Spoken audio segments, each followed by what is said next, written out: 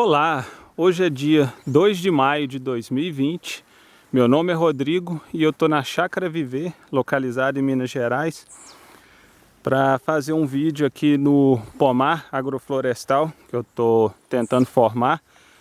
Eu até mencionei no último vídeo que eu ia começar a fazer a roçada aqui dentro, né? De quarta, quinta e sexta eu alternei meu trabalho aqui no pomar e na construção.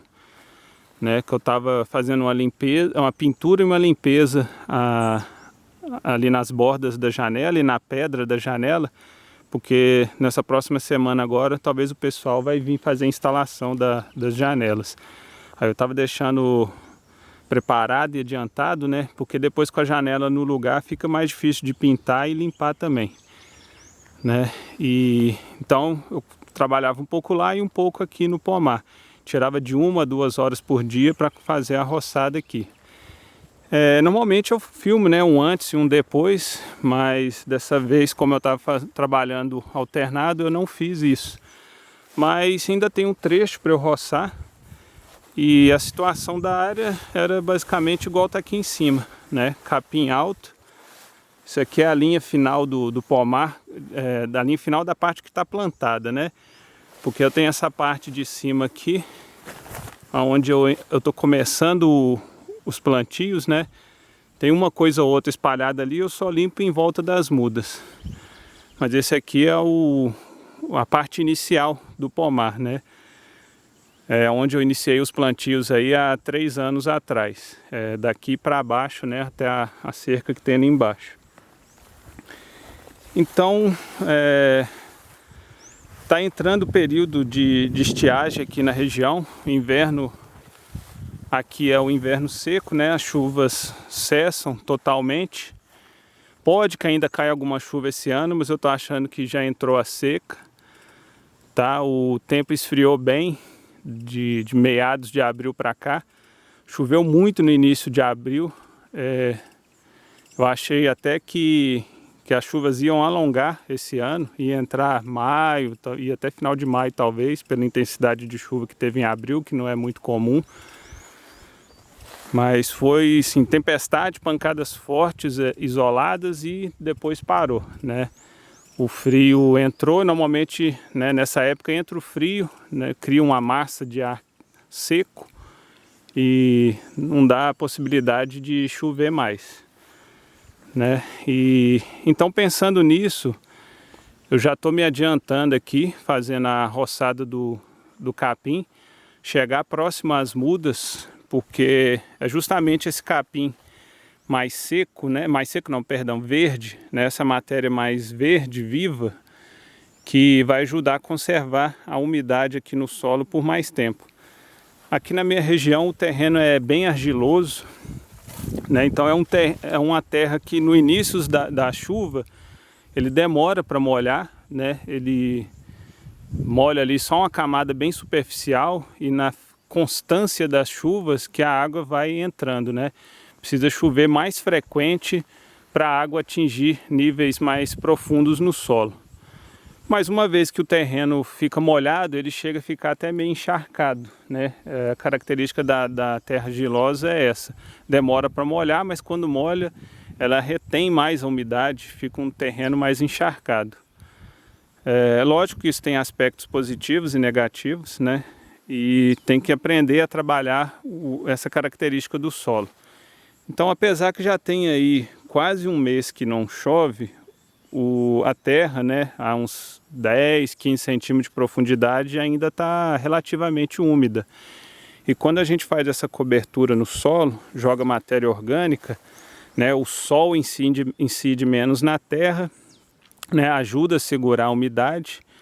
Você mantém a microvida no solo ali também, né? Os micro-organismos estão ali mais ativos, presentes, ajudando também nessa umidade, deixando o terreno, a terra mais aerada, solta, né? Apesar que o meu solo aqui está bem compactado ainda, nesses pontos que eu mantenho a terra coberta, né, com matéria orgânica, ela tende a ser um pouco menos compactada, né, e dá mais possibilidade das raízes das plantas, né, crescer, ganhar profundidade, e é um detalhe muito importante, né? Nessa época mais seca,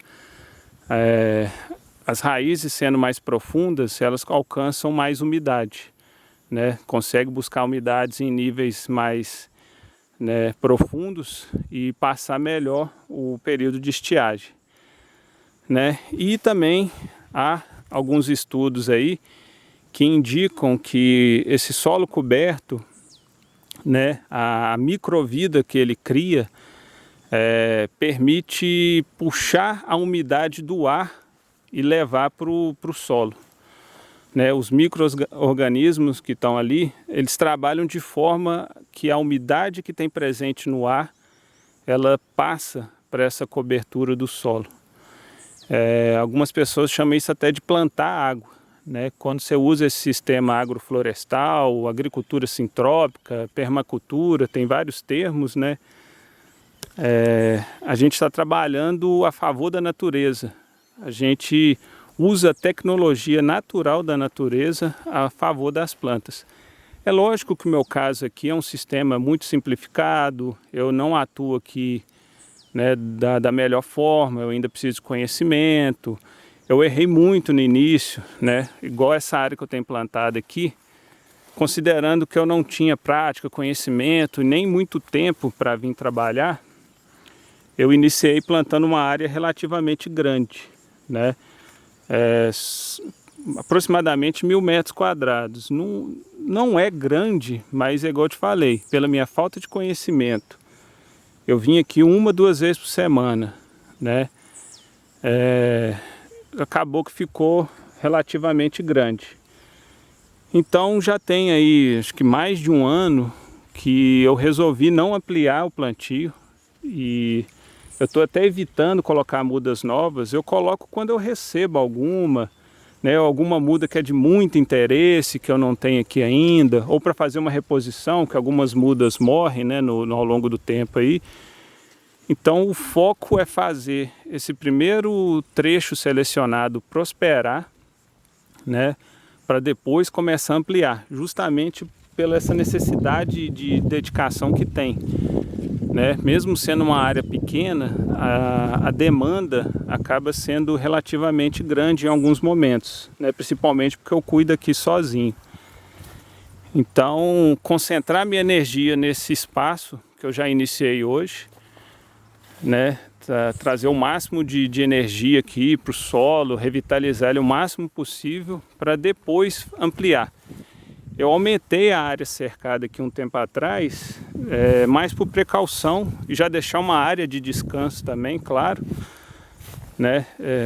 Normalmente eu não roço desse trecho aqui para cima, eu deixo esse capim alto aí, ele mesmo vai deitando e morre, apodrece, aí rebrota, né? Tem uma ciclagem natural ali, vamos assim dizer, e o gado não está pisoteando, está surgindo outras plantas espontâneas, né? Sapeixe, alecrim, cambará, né? Que são plantas que nascem aí naturalmente, ainda mais nesse início, né? Que a terra está mais fraca e não tem nenhum outro tipo de cobertura vegetativa.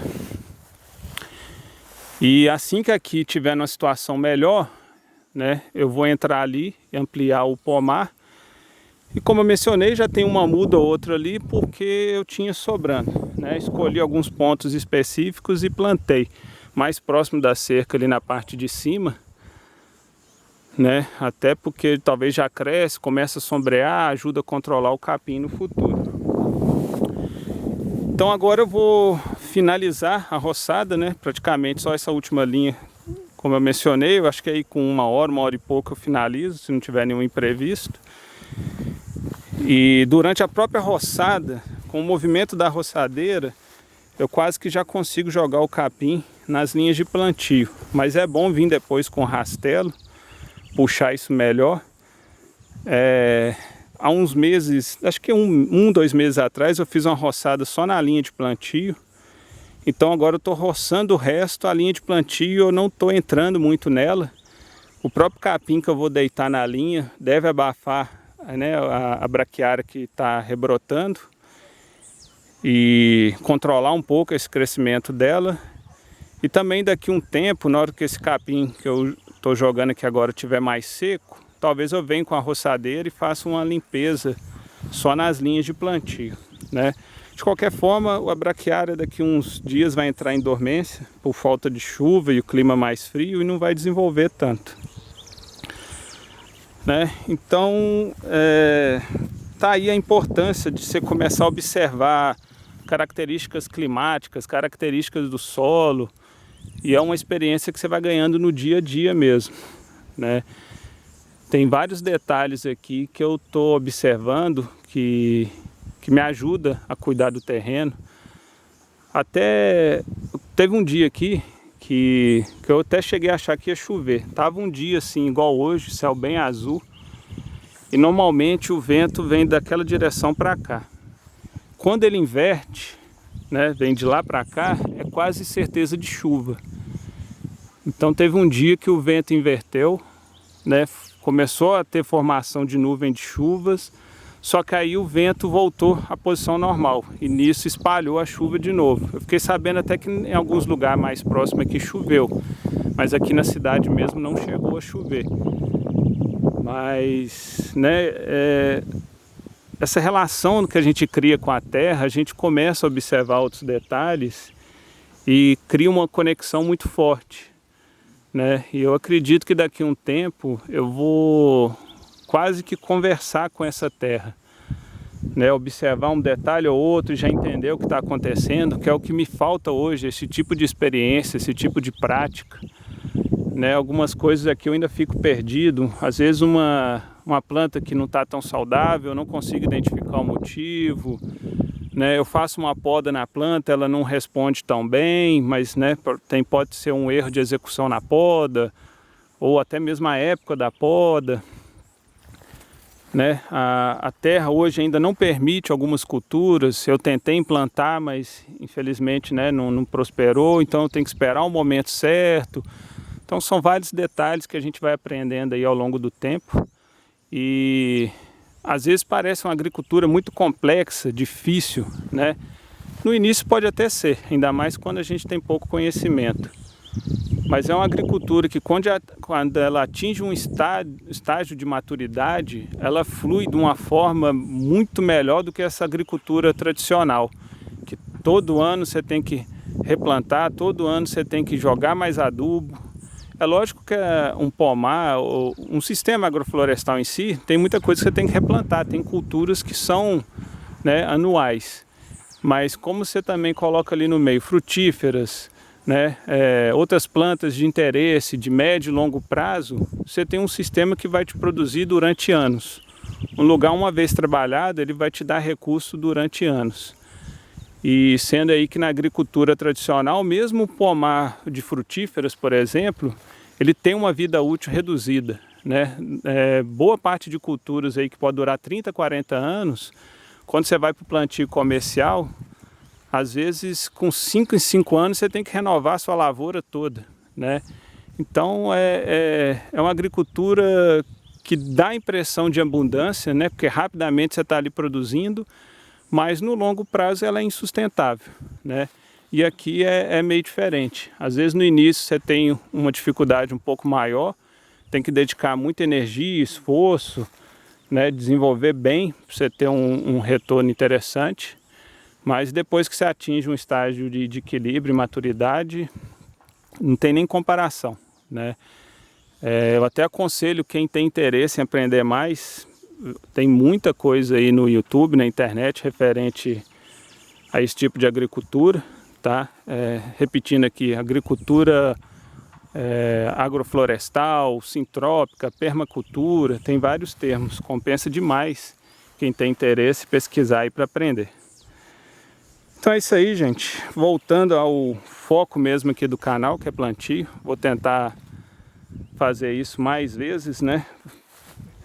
E trazer coisas referente à sustentabilidade, plantio orgânico, mas orgânico de verdade, não esse orgânico comercial, né? E daqui a um tempo, quem acompanhar o canal vai ver a diferença e ver que realmente funciona.